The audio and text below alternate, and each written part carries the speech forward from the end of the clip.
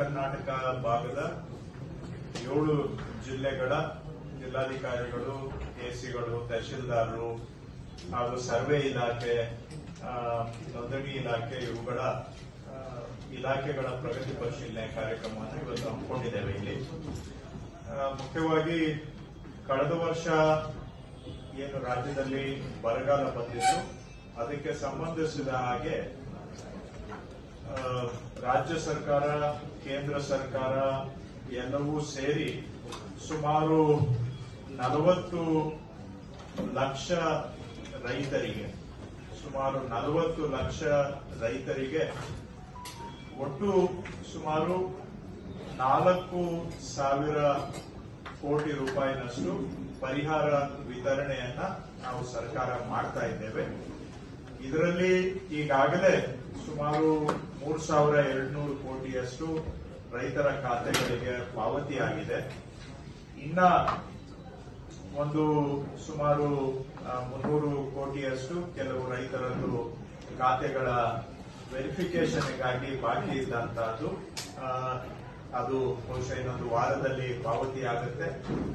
ಇದಾಗಿ ಕೊನೆ ಹಂತದಲ್ಲಿ ಸುಮಾರು 18 ಲಕ್ಷ ರೈತರಿಗೆ ಅವರು 18 ಲಕ್ಷ ಸಣ್ಣ ಮತ್ತು ಅತಿ ಸಣ್ಣ ರೈತರಿಗೆ ಜೀವನೋಪಾಯದ ನಷ್ಟಕ್ಕಾಗಿ ಒಬ್ಬೊಬ್ಬ ರೈತರಿಗೆ ಸರಿಸುಮಾರು ಸರಾಸರಿಯಾಗಿ ಒಂದು 2,900 ರೂಪಾಯಿಯಷ್ಟು 18 ಲಕ್ಷ ರೈತರಿಗೆ ಜೀವನೋಪಾಯ ನಷ್ಟ ಪರಿಹಾರವನ್ನು ಈ ಬಾರಿ ಮೊದಲನೇ ಬಾರಿಗೆ ನಾವು ಕೊಡ್ತಾ ಇದ್ದೇವೆ. ಇವೆಲ್ಲವೂ ಸೇರಿದ್ರೆ ಸುಮಾರು 40 ಲಕ್ಷ ರೈತರಿಗೆ ಒಟ್ಟು 4,100 ಕೋಟಿಯಷ್ಟು ಪರಿಹಾರ ಈ ವರ್ಷ ನಾವು ಕೊಡುವಂತ ಕೆಲಸವನ್ನ ಮಾಡ್ತಾ ಇದ್ದೇವೆ. ಇದರಲ್ಲಿ 75% ಈಗಾಗಲೇ ಪಾವತಿ ಆಗಿದೆ. ಬಾಕಿ ಇರತಕ್ಕಂತ 25% ಕೆಲವೇ ದಿನಗಳಲ್ಲಿ ರೈತರ ಖಾತೆಗೆ ನೇರವಾಗಿ ನಾವು ಹಾಕ್ತಾ ಇದ್ದೇವೆ.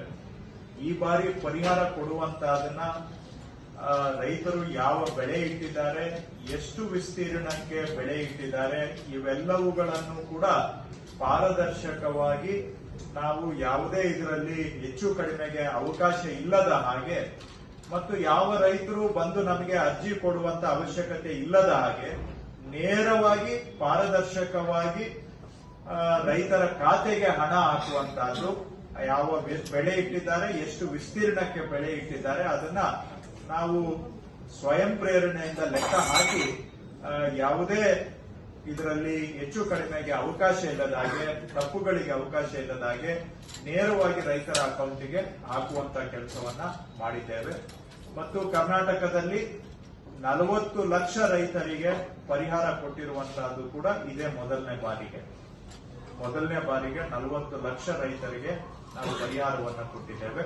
ಹಾಗೂ ಸಣ್ಣ ಅತಿ ಸಣ್ಣ ರೈತರಿಗೆ ಜೀವನೋಪಾಯ ನಷ್ಟಕ್ಕೆ ಪರಿಹಾರ ಕೊಟ್ಟಂತಹದ್ದು ಕೂಡ ಇದೇ ಮೊದಲನೇ ಬಾರಿಗೆ ಸುಮಾರು 500 ಕೋಟಿಯಷ್ಟು ಸಣ್ಣ ಅತಿ ಸಣ್ಣ ರೈತರಿಗೆ ಅವರ ಬೆಳೆ ನಷ್ಟ ಪರಿಹಾರ ಅಲ್ಲದೆ ಅದರ ಮೇಲೆ ಜೀವನೋಪಾಯ ನಷ್ಟ, ಲಾಸ್ ಆಫ್ ಲೈವ್ಲಿಹುಡ್ ಪರಿಹಾರವನ್ನು ಕೂಡ ಮೊದಲನೇ ಬಾರಿಗೆ ಕೊಡ್ತಾ ಇದ್ದೇವೆ. ಅದು ಸುಮಾರು ಹತ್ರ 18 ಲಕ್ಷ ರೈತ ಕುಟುಂಬಗಳಿಗೆ ಈ ಬಾರಿ ಕೊಡ್ತಾ ಇದ್ದೇವೆ.